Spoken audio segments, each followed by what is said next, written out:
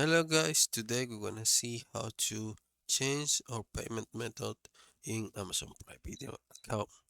This is really easy. The first step we need to do is open our account in Amazon Prime Video, and here you're going to click right here.